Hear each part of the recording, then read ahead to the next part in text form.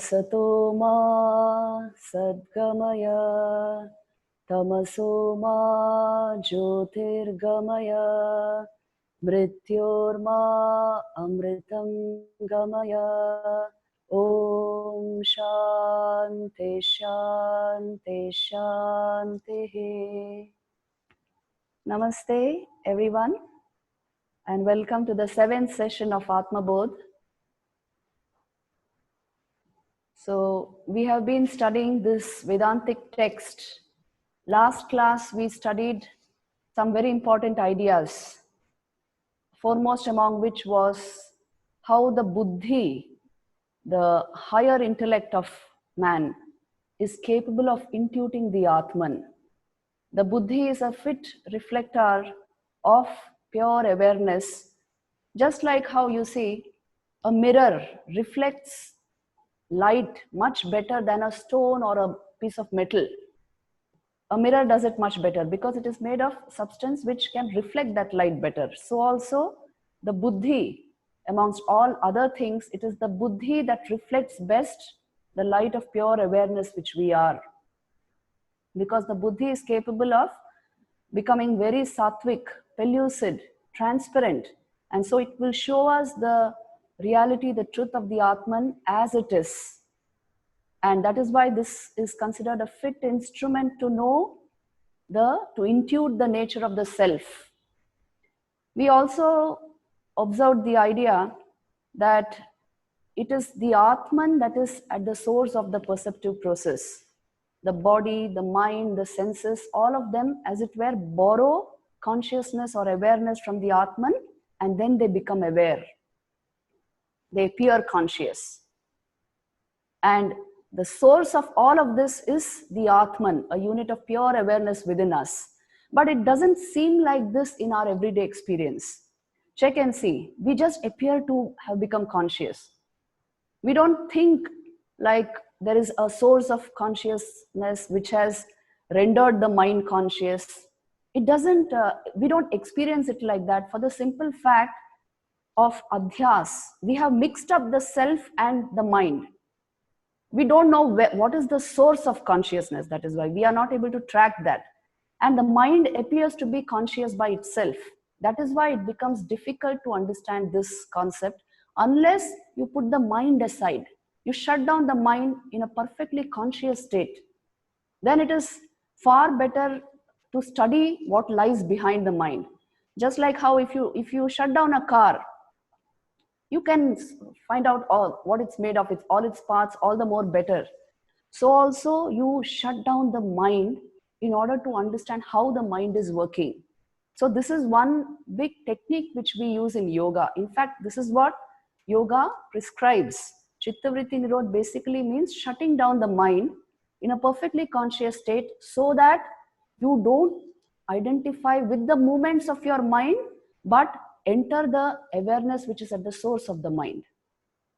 To enable this, we are asked to shut down the thought process. So there are several such techniques which we will come across as we proceed with this text.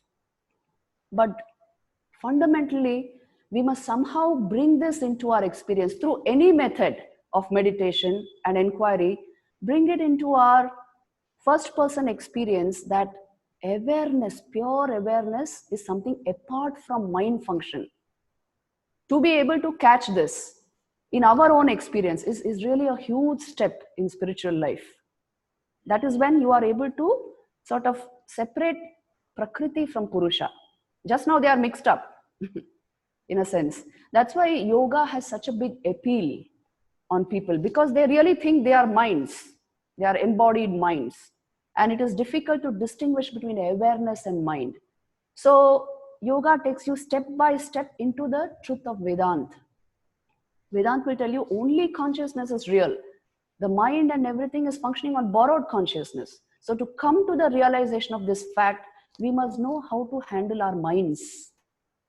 That is the most important thing. This time I have very good questions also based on this. So first we will discuss some of these points from Atmabodha, and then we'll go into the Q&A. Let me give you one simple illustration here, a verse which Shankaracharya himself gives, which has very powerful pointers to what he's trying to say, what he's trying to mean when he says, awareness is at the source of your perceptive process, and mind is not aware and conscious by itself. So he takes us into this by a small verse called Ekashloki, which is very interesting. It's a series of questions which perhaps you can answer it yourself. I'll just go through it step by step. See, he initially asks the question, by what light do you perceive this universe of objects? Think and see, by what light do we perceive this universe? Obviously by sunlight, by the light of the sun. When the sun is not there, by electric light.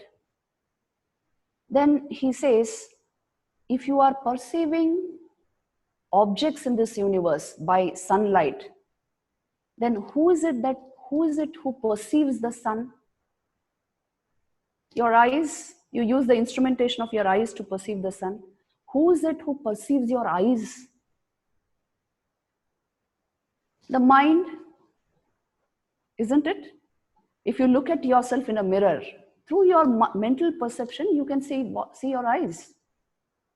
And then he asks, then who is it who perceives the mind? Who is it who tracks the movements of the mind? By what light do you know the different movements of your mind, the thoughts in your mind, the emotions in your mind?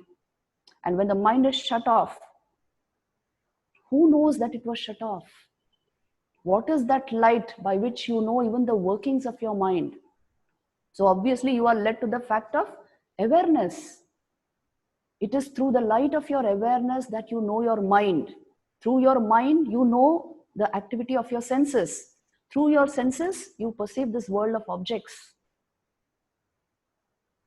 So again, he is leading you to the basic fact of your awareness. Usually our sense of awareness, even our thought process, is used to considering awareness as already invested in something. See, we usually use the very language, I am aware of this object. I am aware of the class going on just now. I am aware of this book. I am aware of your thoughts.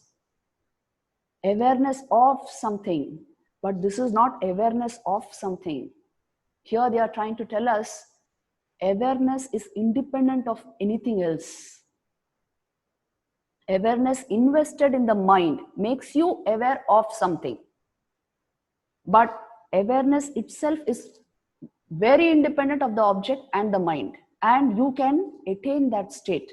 That is what actually realizing the Atman means. So if you remove this of something from your perceptive process, you will come to the fact of pure awareness. The simple way of doing this is, you see, that's why we shut down our senses when we sit for meditation, isn't it? Shut out the sense plane a bit. And then what do? You watch your mind. What is it doing? It is just replaying what data your senses have brought in. So as you keep watching it, they will stop. All that, those thought currents will start going slowly, then at some point they stop. Then who's the watcher of that silence, that stillness? Who's watching that stillness? Who is watching the complete stalling of the thought process? If you can catch that awareness, you can go into its very source. If you can maintain these states of mind. So this is what he is telling us, even in the Upanishads, in the form of dialogues, in the form of hints, many of the mantras are talking of this. In the Brihadaranyaka Upanishad, for example, there is a wonderful conversation between Janaka and Yajnavalkya. So Yajnavalkya is a Brahma Rishi, Janaka is a Raja Rishi. You must have heard of the name of Janaka.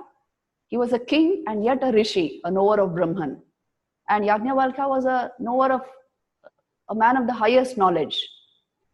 So there's a conversation between these two. And there again, the same idea is brought in. Janaka asks Yajnavalkya, by what light do you see this universe of objects? And the answer is sunlight. In the absence of the sun, by what light do you see this universe of objects? Please notice now his answers. He says, why? The moon is there, by moonlight. In the absence of the moon, by what light would you see this world of objects? There's the starlight. In the absence of starlight, there is fire. Now suppose you didn't light a fire. In those days, there were no electric lights, so obviously fire was the only means. So suppose you didn't light fire, what would be the light by which you will know objects in this world? Then he says, speech. You can make your way through anything through speech, just by asking and proceeding, even in complete darkness. And then he says, suppose there is no speech, what functions as light for man?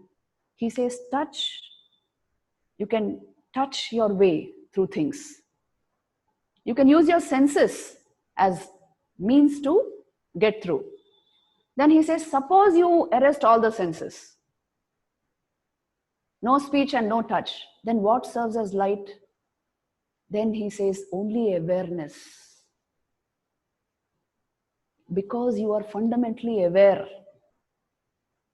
even without any form of sense perception, without the mind working, thought movement in your mind, without any form of light, you can just know.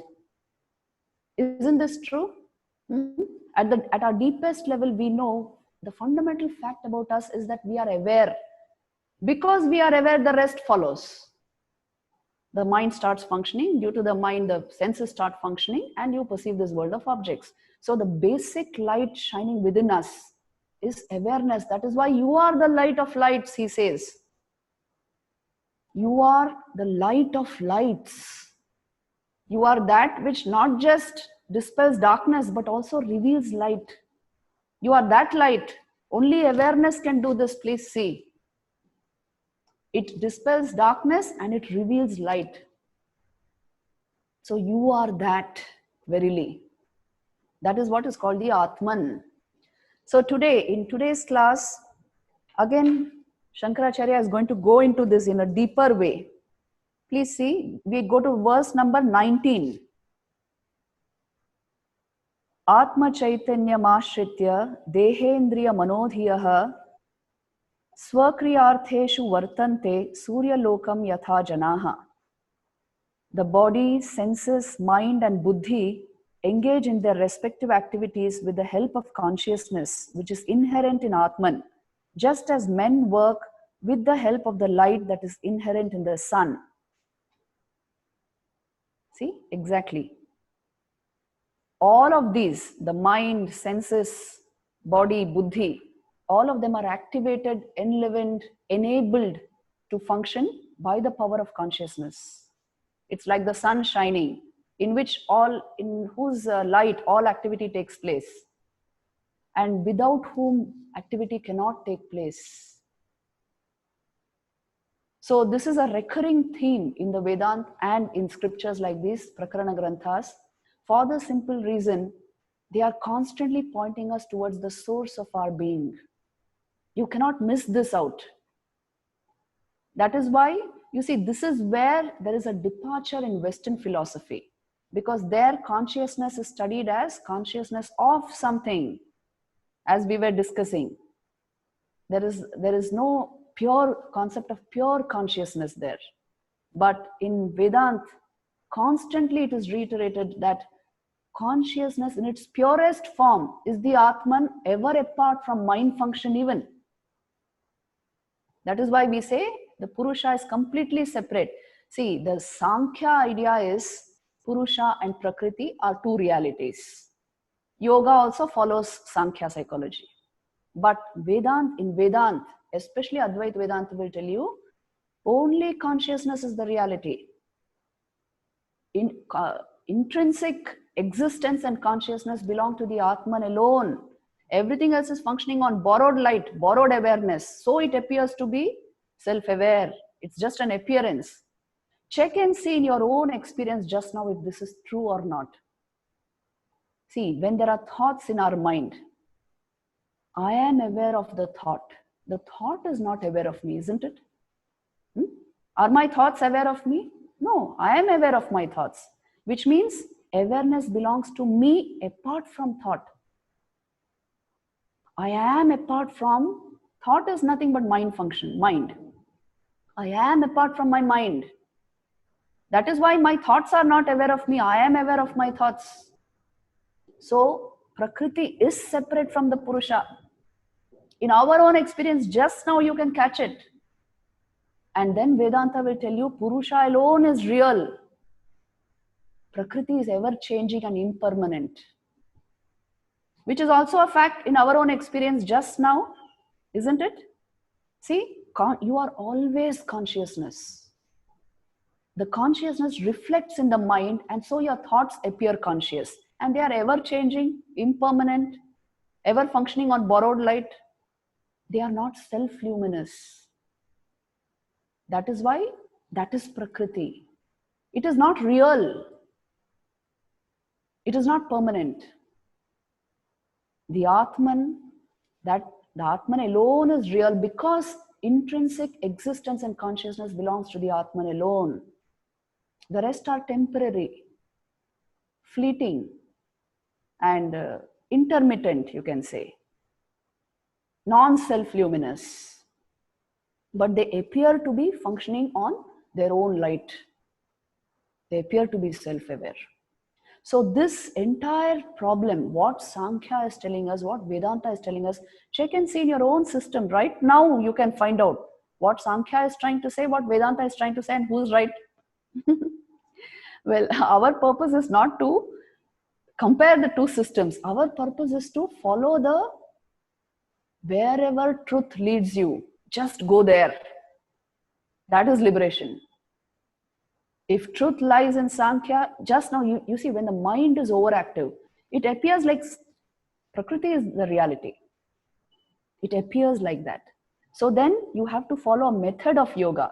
But when the mind is completely calm and withdrawn, subdued, then existential reality shines forth. Then you will know Vedanta alone is true. The subject I render the thought process conscious. I make it conscious. I am always apart from it. So some amount of yog bal, that is strength in yoga, is required to arrive at the realization of Vedanta. That's why I tend to combine these two always. You must use a method of yoga in order to come to the experience of Vedanta. So this is very profound observation which is being made here. Further on, you see, he develops this idea very much further on, and by giving a wonderful example. In Vedanta, this is the classic example given to illustrate this idea. The example given is that of a red hot ball, a metal ball, iron ball. If you go on heating it, what happens? It becomes red hot and it's giving out sparks. It becomes that hot, it's just glowing red. And you can't even go near it. It appears like it's a blazing ball of fire. But please remember, the entire heat that is in this ball is borrowed heat, isn't it? The heat belongs to the fire, isn't it? It does not belong to the ball. It does not belong to the iron ball. It is borrowed from fire. But when you see the red hot blazing iron ball, it appears like it is emanating heat of its own accord. It appears like that. So also, this is the classic example given in Vedanta to tell you the mind appears to be conscious, the body appears to be conscious. And that's why you tend to identify with these two and proclaim you are this much only. Because it appears like that. But a little bit of spiritual practice and you will see the source of this awareness is elsewhere. And that is who you truly are. And the rest is functioning on borrowed light. It is not intrinsic existence and consciousness does not belong to anything but the Atman. Everything else functions on extrinsic consciousness. Borrowed. When something is borrowed, it will also lose that property. Isn't it like this red hot iron ball? it will lose that property after some time. You allow it to cool, it becomes what it was again. So heat, as it belongs only to fire, the intrinsic property of fire is heat. So also the intrinsic property of Atman is consciousness and existence and bliss. But to understand this, it takes real sadhana. Not just intellectually like this, but to bring it into our experience, to completely separate our true being from all that we assume ourselves to be, mind body function. It requires some amount of yog bal. So this idea he is going to tell us again and again here. See, in verse number 20, Dehendriya gunan karmani amale sachidatmani adhyasyante avivekena gagane nilatadivat. Now this verse and the 21st verse are similar. So I will jump to the 21st verse. Ajnanan manaso padhehe kartritvadini chatmani kalpyante ambugate chandre chalanadi yathambhasaha. We will study these two verses together. Look at the meaning. Fools, through non-discrimination, superimpose on the stainless Atman, which is existence and consciousness absolute, the characteristics and functions of the body and the senses, just as people attribute such traits as blueness and concavity to the sky. As the movement that belongs to water is attributed through ignorance to the moon, reflected in it, so also agency, enjoyment, and other limitations which belong to the mind are falsely attributed to Atman. See, as we attribute colors to the sky and concavity to the sky, as if there's a dome, so also we attribute agency, enjoyment, all of these properties of the mind to the Atman, because we are not able to distinguish between the two. Awareness appears to be completely invested in the thought process, and we are not able to separate it. See, this is the heart of Vedanta, and that is why all the adhyas takes place. We consider that which is non-aware to be aware. The mind, the senses, the thought processes in our mind, our emotions, our intentions, will, motivations, all of these, we are enmeshed in all of these. They dominate our entire psyche. And we simply ignore existential reality, pure awareness as it is. Because we are so busy with our mind. Mind keeps us busy, isn't it? See, this pandemic that is raging, people used to always complain they had no time. Full-time job and then family and no time for anything. Now they have time because, well, of the lockdown. Because of the lockdown, now we complain there's so much of time. For the simple reason, mind is like this. The nature of the mind is like this. It will go on complaining. It will keep you busy with something or the other. Unless we train it in very definite ways to stop, to pause, to think positively, to dwell on these ideas. If we train it that way, this mind is very magical. It will become something else. It becomes an instrument to take us towards self-knowledge. Otherwise, this very mind will keep groaning and moaning and complaining and keeping us busy with a whole lot of things. Mana eva manusyanam karanam bandha mokshayoho. It is the cause for our bondage or our liberation. So our mind being like this, there are definite ways in which we can overcome these tendencies of the mind. See, usually in our everyday experience, how does this work? How are we superimposing the attributes of the Atman on the mind and of the mind on the Atman? When I say, well, I am angry. Anger is a feeling that has arisen in my mind. But how do I get identified with it? You are perfectly capable of seeing your anger quite objectively. And you know the cause of it, why it is occurring, everything. It's almost, you can see it objectively. Yet how does it become my anger? I am angry. How does the I get invested in it? any emotion in your mind. I am happy. Happiness is a feeling in your mind, but it sort of inundates your entire being. When you are sad, sadness is a feeling in your mind, which you can objectively see and study, but it enters your being and ravages your being. How do I get identified with the feelings in my mind, with the thoughts in my mind? This is something we really have to observe and see. When I can see them perfectly objectively, when I can study them, I can change them. Obviously, it means I'm apart from them. But how do I become one with them? This tendency we have got due to adhyas, superimposition, constantly superimposing the characteristics of the Atman, awareness on the mind, considering our thoughts and everything to be self-aware. This is a huge mistake, and we superimpose the attributes on of the mind on the Atman. I think I am my thoughts. So this mutual superimposition, which we have been doing from time immemorial, you can say, this is the cause for our bondage, for our inability to go beyond the boundaries of the mind, to transcend the mind. This inability is there only for this simple reason: psychological reality has become the most dominant feature of my mind, of my being. I live in my mind, basically. I live in the world of my thoughts and emotions.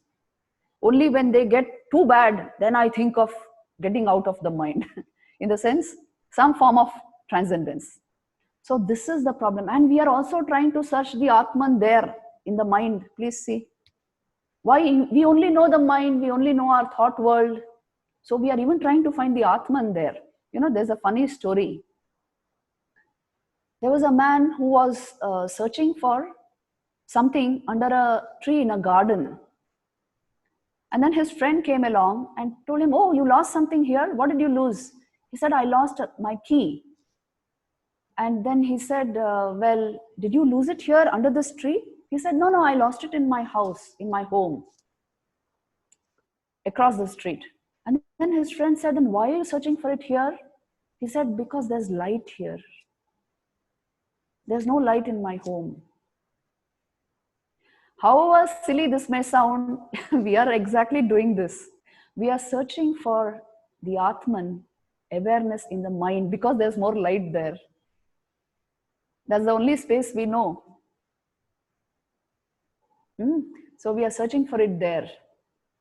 It won't work. There is a way to transcend this mind. I must search for something which is lost where it got lost.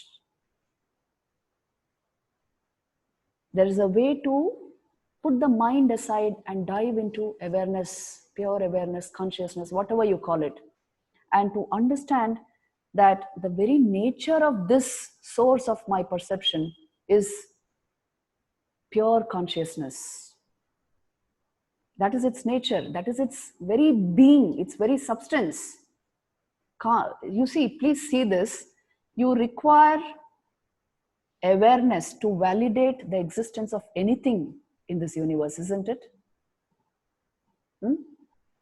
Only if you are aware, you can detect the presence of anything in this world. If you are unconscious, even if the thing is there, you can't detect it. So if you require awareness to validate the existence of anything, what will you require to validate the existence of awareness? It's a logical impossibility. That is why existence, intrinsic existence, belongs to the Atman itself. It belongs only to the Atman, because nothing is required to validate consciousness. Because you are conscious, you validate the existence of everything else. That is why pure existence belongs to the Atman, pure consciousness belongs only to the Atman, the rest is functioning on borrowed light. So this idea, in our own way, through our own sadhana, we should be able to not just understand it like this, but feel the reality of it, experience it. And it can only be experienced if you dive into yoga. Ability to separate awareness from mind function. This is at the heart of spiritual life. There are a number of techniques to do this, but if I keep myself only enmeshed with the thought process, caught up by my thoughts as it were, then I will not be able to come to this level of perception at all. Understanding this, we must systematically work on these concepts. Understand the concept and dive into sadhana. That's the thing, in order to realize them. So what is the proof now that the thought and emotion is part of your mind? This is also something, see, we should understand this also. What is the proof that they belong to the mind and not to the self? See, this is another form of superimposition which we are constantly doing. Whenever I get identified with the emotions in my mind, how am I able to do it? I think that's me. I am like this. I don't say, well, the thought in my mind is like this. This happens for the simple fact I am totally identified with my thought process, my mind. And the mind takes the color of whatever you expose it to. You know, that's why you want to know the truth about something, you must stop this erratic movement of the mind first. Any success anywhere, especially in this life, in the spiritual life, requires mind training. Otherwise, your mind will keep catching the color of whatever you expose it to. It will give you your sense of identity. That's how it gives you your sense of identity, you know. It will say whatever is happening in the mind, that's you. There's another very nice story which demonstrates this. You know, there was this samurai. You may be knowing the military caste in feudal Japan. So they were expert swordsmen and military craft. Any form of you can say combat. They were very good at it. So two samurais once met, and they had swords in their hands. Now there was going to be a fight. A whole lot of people had gathered around them. And then one samurai suddenly remembered, before the combat began, he suddenly remembered the words of his teacher. His teacher had told him, look, my son, if you want to win in a fight, in a battle, take care of your mind first. If your mind follows the sword of your opponent, the mind will be taken up by the sword. If your mind follows the gaze of your opponent, your mind will be taken up by his gaze. If your mind follows the mind of your opponent, it will be taken up by his emotion. If your mind follows your sword, the sword you are handling, it will be taken up by your sword. If it follows your thought process, it will be taken up by your thoughts. So first generate the state of no mind, which means become fully conscious and alert, but without vrittis, without the thought process. In that mind will be perfectly reflected the intention of your opponent. So you can almost foresee his next movement. Without a process of thought, you will know what is in your opponent's mind. You can foresee what he's going to do next, and so you will be able to win the fight this way and not otherwise. If you don't generate the no mind state, empty mind state, which is a state of full consciousness, please remember, without thoughts, without vrittis. If you don't generate this state, you will not win the fight. So even in our little, whatever our little struggles of life, it is important to periodically generate these states of mind. The no mind state is very, very important for the sadhak, because it is directly pointing out to the state of pure being. In a perfectly conscious state, if you arrest thoughts, you will be led to the source of the thought process, pure awareness. So you see, even in any art, any science, somewhere the mind has to be brought to this kind of a pitch where it is able to completely concentrate, become fully aware, and the thought process is subdued under your will, absent in a sense. This generates a very powerful level of energy. And these are the states which will bring us to this understanding. See, in the 22nd verse, the next verse,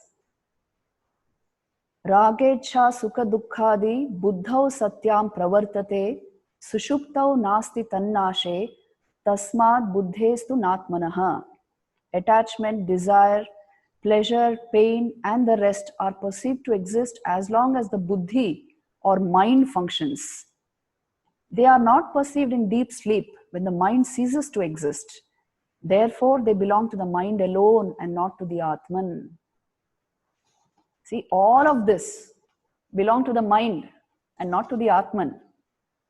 Everything, every thought, every emotion, your intentions, your will, your desires, your motivations, they don't belong to you. They belong to your mind. They are yours, they are not you. But this tendency to identify with that, I am defined by what is all of these, this sense of individuality, this is the delusion. So our liberation, actually it is inbuilt. You can be as deluded as you want to be or as liberated as you want to be.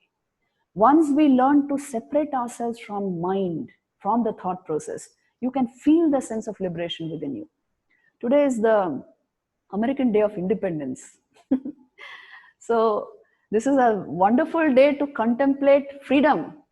What true freedom can mean. Spiritual freedom is this: your ability to dive into your true state of being, completely apart from the clutches of the mind, from the clutches of the senses, from the conditioning of the thought process, from our compulsions, being able to be completely free of all this in the state of pure being, pure awareness. This is spiritual freedom. So this is what is being hinted at through all these verses. In the next verse, he says the nature of the Atman. Yeah, this is a very profound verse. Please see. Prakasho arkasya toyasya shaityam agner yatoshnata swabhava sachidananda nitya nirmalatatmanaha. The nature of the Atman is eternity, purity, reality, consciousness, and bliss. Just as luminosity is the nature of the sun, coolness of water, and heat of fire. See, this is what we call intrinsic property of an element. Heat is the intrinsic property of fire. Coolness is the intrinsic property of water. You can never separate it. They go together. Even so, light, heat is the intrinsic property of the sun. It gives out light. So also, existence, consciousness, purity, bliss is the intrinsic property of the Atman, he says. And they don't belong to anything else. You can say the intrinsic property of the mind is thought, not awareness. Thought, emotion, all this is the property of the mind. But you are completely apart from it. See, this concept of intrinsic existence is something upon which the logic of Vedanta is based. Intrinsic existence means that which is your own property. Now, existence, the existence of anything in this universe depends on so many factors. Please see this. First of all, the light which the object throws out at you. Through that light, you are perceiving that object. Now, that is not the light of that object. It is discarded light. The actual light of the object, the color of the object is what the light it retained, isn't it? But you can never perceive that. You only perceive the light it threw out. And everything about that object is borrowed existence, in the sense, from the standpoint of physics, is nothing but atoms in very fast motion, electrons in very fast motion. But it appears as an object to you, to which you give a name and a form for a particular function. And then you identify it as that particular object. Take any object, the carpet under your feet, the chair upon which you are sitting. Nothing but name, form, and function given to wood, basically, which is nothing but, again, atoms in very fast motion. But the chair has become an absolute reality in our mind. I do not see the wood when I see the chair. So existence of the chair is my creation. Reality there is wood. Wood in a particular form, to which I have given a particular name. Existence, that is why pure existence only belongs to the Atman. The rest of the existence is due to many factors. That is why borrowed existence, we use this word. Intrinsic existence, pure being, belongs only to the Atman. The rest pops up momentarily, serves your function, and then pops out. Any object is like that. So also consciousness. Absolute consciousness, intrinsic consciousness belongs only to the Atman. The rest is functioning as on borrowed light, because in your awareness it is that particular thing. You can never say what it is apart from your awareness. Isn't it? And that is why it is not self-aware. You are aware and you render it luminous, perceptible, conscious, as it were. So this is how the entire reasoning of Vedanta goes. That is why Atman is of the nature of Sat, Chit, Ananda. It is existence itself, consciousness itself, and bliss itself. This is its very nature. These are intrinsic properties of the Atman, inseparable from the Atman.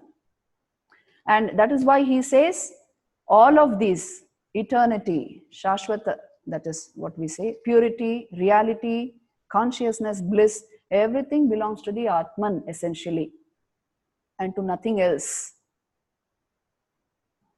This concept has to be digested through sadhana. It is difficult for the simple reason we are not used to thinking like this. He is giving out verses standing on the, you can say, at the level of samadhi. Standing on that pedestal, he is giving out this understanding. Now, our standpoint is we are busy with our mind activity. That is why these appear as some strange concepts to us. Only when mind is transcended, you will properly understand how the mind is functioning. What is the nature of the mind? So he is giving us from that standpoint.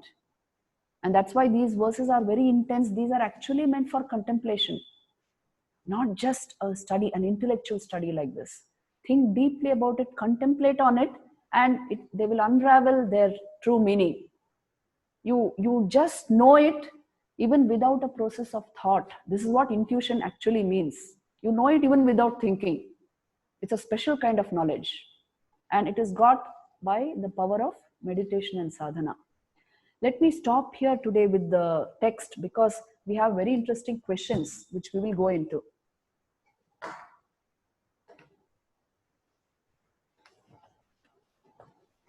Okay, the first question is, they are all related to our study and our sadhana, so they will be helpful to all of you. The first question is, I am an old lady who is ailing.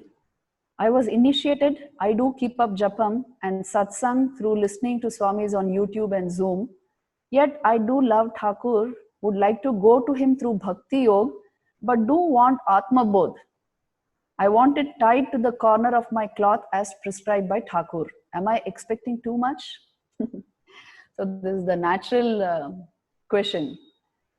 So I want Atmabodh, as Thakur used to say, tie Advaita in the corner of your cloth and then do whatever you want. Sri Ramakrishna used to say this, because the highest supreme knowledge, you must know it.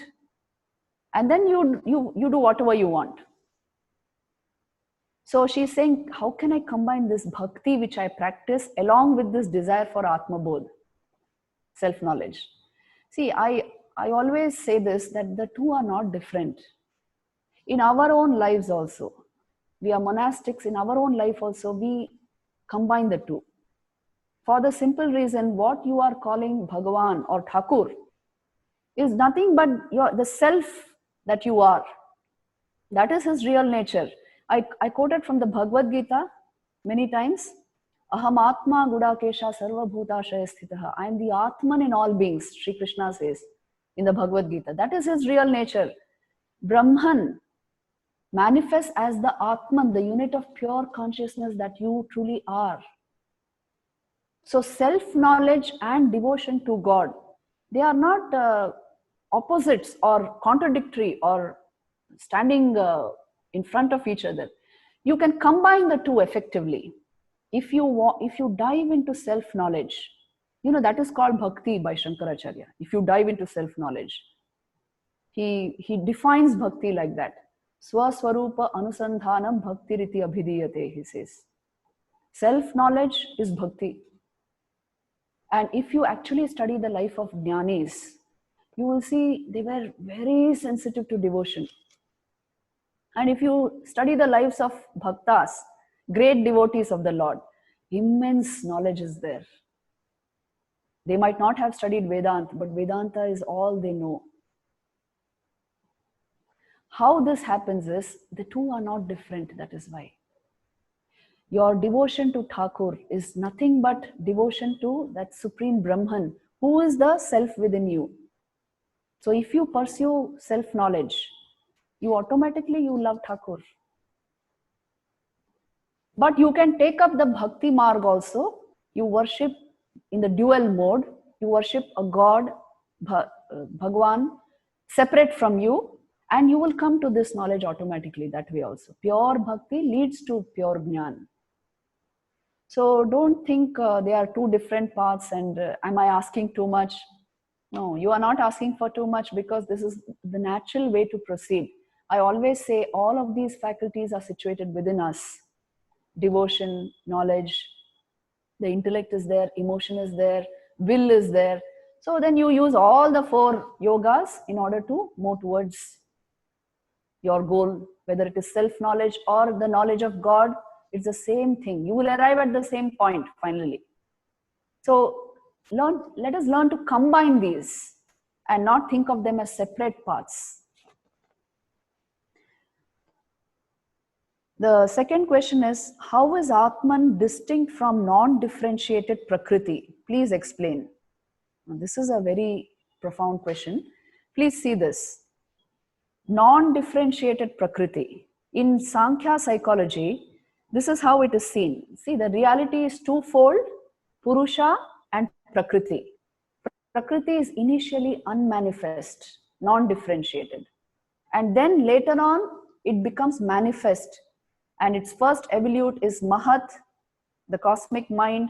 From that comes Buddhi, then your intellect, then Ahankar, then the Jnanendriyas, Karmendriyas, it goes like that.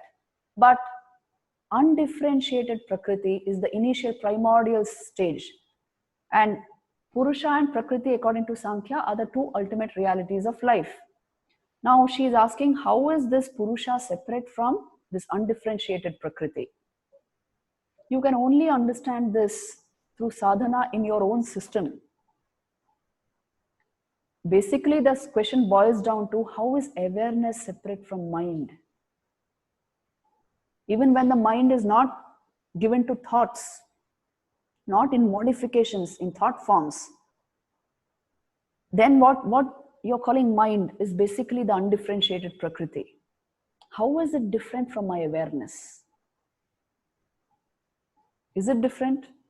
It is different, because what you are just now calling awareness is nothing but a reflection of pure consciousness in your mind, in a purified mind. That appears like mental awareness to us. So this is what we are calling awareness just now. And this level of awareness, if it is caught, if the more the mind is purified, the more transparent it becomes, the more light it will reflect. You become more and more aware, basically. And there will come a point when I become completely aware. The complete blossoming of awareness is possible through sadhana. And then you will understand that this, what we are calling Prakriti, undifferentiated Prakriti, is always separate from the Purusha. The mind itself is, you can say, an evolute, or it does not exist apart from consciousness. Consciousness alone is the truth.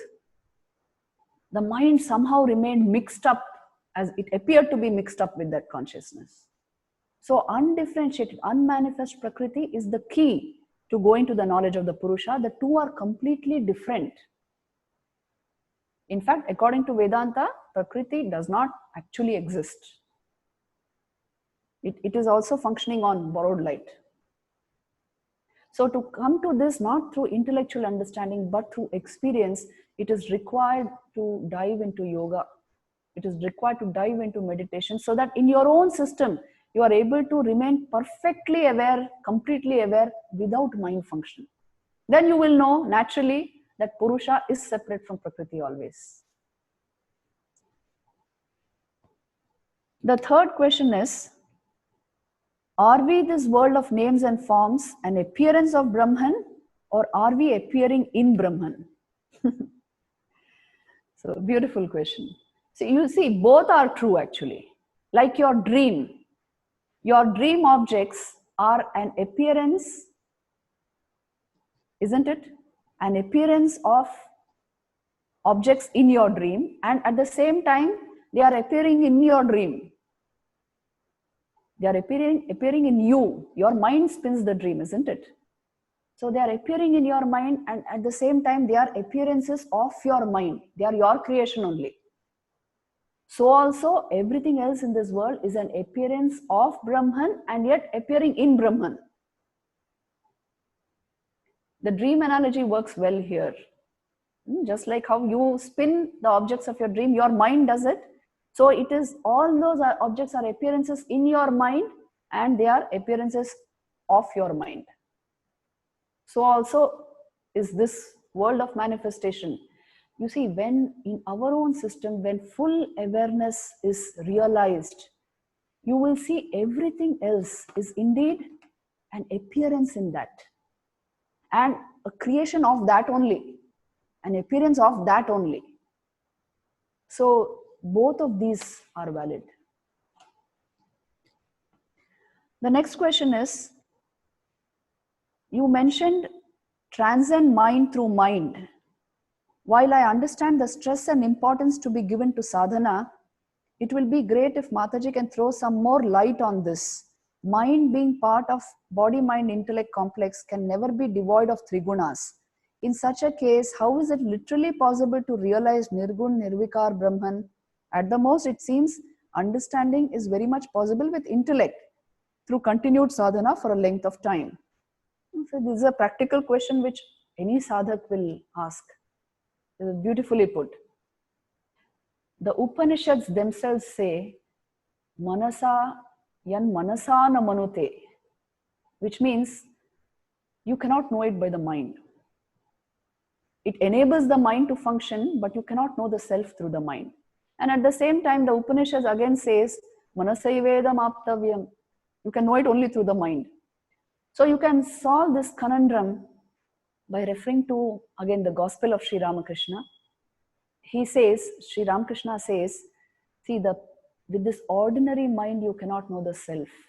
But the pure mind, which is equal to the pure buddhi, is equal to the pure Atman. It will give you insight into the Atman. It will give you the realization of the Atman. So when the mind is clarified and it becomes pure, it stops functioning like this mind, like our normal mind. And that is when it becomes capable of generating the highest insights. Insight means you are inside. That's why there's the insight. You have entered into the heart of being. So this is a possibility. What the points you are making is perfectly right. Within the body-mind-intellect complex, it cannot be realized. And these are trigunatmika, and these are themselves bound. So they cannot take you to the boundless. They are themselves finite. They cannot take you to the infinite. But if they are clarified and purified, they will show you the way to the infinite. And that is the purpose of the human life, according to Sri Ramakrishna. See, all these scriptures, this is what they tell us, that finally, every person, no matter what you have in this life, finally, that is where you will have to go. All the objects and experiences of this life are meant to take us to this level of research and realization. This is the summum bonum of human life. Then, while in the swapna state, sometimes we notice we are in a dream. There is a clear seer, almost like watching a play. How can that be explained, please? See, the nature of the mind is such, it can generate a certain level of hazy awareness in the dream when you get a sense of, oh, I am behaving like this, I am acting like this in the dream, I am this particular personality in the dream. But you don't completely wake up, because if you woke up, there would be no dream. You have not come back to your original personality or individuality. The dream itself generates a hazy sense of knowing what is happening there. That is why you are later on able to remember the dream. So this is a possibility, definitely. When what does this indicate basically? This indicates that although your involvement in the dream is total, you have the perception of it being a dream when you wake up. So some form of memory-based knowledge has occurred at that time. You know, in a sense, that it's something is going on, a dream is going on. Not in the dream when you wake up, but the memory of the dream was recorded in the dream. Isn't it? A kind of record was going on. And so you are able to tell what you dreamt about. So the mind has different levels, and one level of your mind was seeing the play of the other level of your mind, of your own mind. Mind is a tremendous thing, and it can generate levels of reality for you. So it's a matter for exploration. Then the next question is, if the soul is unaffected by the three bodies and their respective functions, then why does it transmigrate to another body? How do I feel a pain when awake? See, the point is the soul does not migrate, isn't it? The Atman does not migrate. The Sukshma Sharir migrates. The Atman is ever as he is, as it is. But the mind, and we now know what the mind is, the subtle body, that transmigrates. It takes up different bodies according to its karma and its vasanas, and according to basically its karma. According to that, it is going to take up new bodies, but that doesn't mean, see, the soul is never actually attached to body and mind, but it appears to be so. So why do I feel the pain? The pain is always in the mind, isn't it? Is the pain in the Atman? No. Pain is in the mind. That's why when the mind shuts down, like for example in sleep, you don't feel pain. That is proof that pain, pleasure, joy, sorrow, any emotion, fear, anger, anything, it's in the mind and not in the self. So why do I lose the sense of pain in sleep? Because the mind has shut down. In deep sleep, mind is blotted out, as it were, shut down. And that is why you don't feel the sense of pain. So you see, all of this is in the mind. Everything has to do with mind, basically. And if mind is sort of properly trained, it learns to transcend itself. You can transcend your pain if you learn to manage your mind. Otherwise, mind adds on to whatever pain is there. So this is the nature of the mind. When you say that the buddhi is the high faculty of our intelligence that comes from the dhi, can you explain more about this dhi and how to awaken it? So this is a tremendous question. Please see the Gayatri mantra talk. which is also on YouTube, because there I have dwelt on this dhi. Dhi basically means the spiritual heart. If the spiritual heart is awakened, and this again is a matter for sadhana, when you raise and commit vital energies to the heart center remains active. When it awakens, the highest level of intelligence naturally unfolds. Your awareness, basic awareness, will not be conditioned by the body and mind. Pure awareness unfolds by itself. So awakening the spiritual heart is what is meant by dhi, and not this intellectual faculty merely, which is constantly only dividing things in order to know them. With this intellect, you cannot know the Atman. The intelligence born of the awakening of the spiritual heart, this dhi shakti, that gives you insight into the Atman. So this is again a matter of sadhana. Please watch that video and maybe you will get some clues. Then let's come to the final question. How to meditate? It's a long question, but I condensed it into how to meditate. So I can give you some short methods. That there's one video also on that, because so many channels are removing bits of the talks I have given in IITs, and they have been made into separate videos. So there's one on methods of meditation. You can watch that video. And how do we usually try to meditate? Combining meditation and inquiry in order to arrive at this understanding of the Atman. See, I will give you one simple method here. See if it works for you. When you close your senses, you can see your mind better, isn't it? The thought process that is going on. If you keep watching your thoughts, they will stop.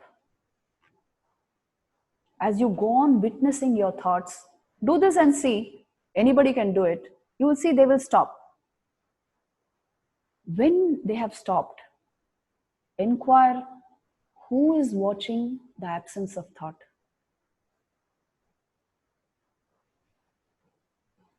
Who is watching the complete absence of the thought process? And it will lead you to what we are calling the Atman.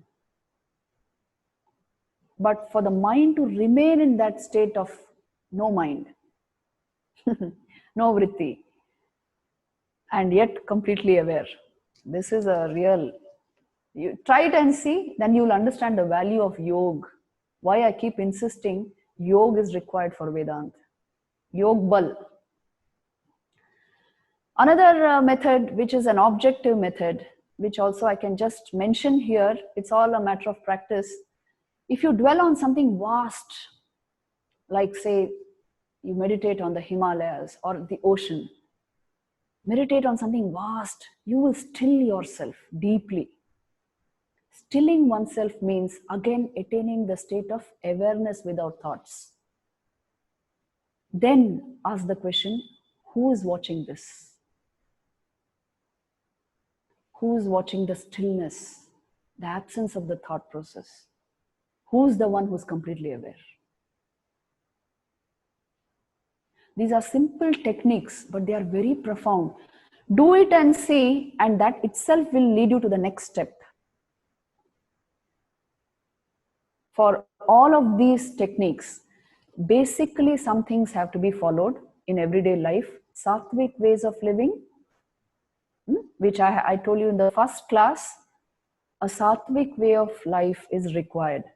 And a kind of a regulated kind of life, meditative habits, a clear mind, basically. And then this research is possible. So this was mandatory, it was part of our education system in the past, in the Vedic age. Yoga was part of life. It is a part of life. And that's why today people are taking it that way. So if few of these conditions you are able to meet and satisfy, this level of research becomes possible. So I think let us stop here today. Time is up, and we will just say the prayer and end today's session. We'll meet again next week. Om Sarve Bhavantu Sukhinah, Sarve Santu Niramayaha, Sarve Bhadrani Pashyantu, Ma Kaschid Dukha Bhaga Bhavet. Om Shanti Shanti Shanti.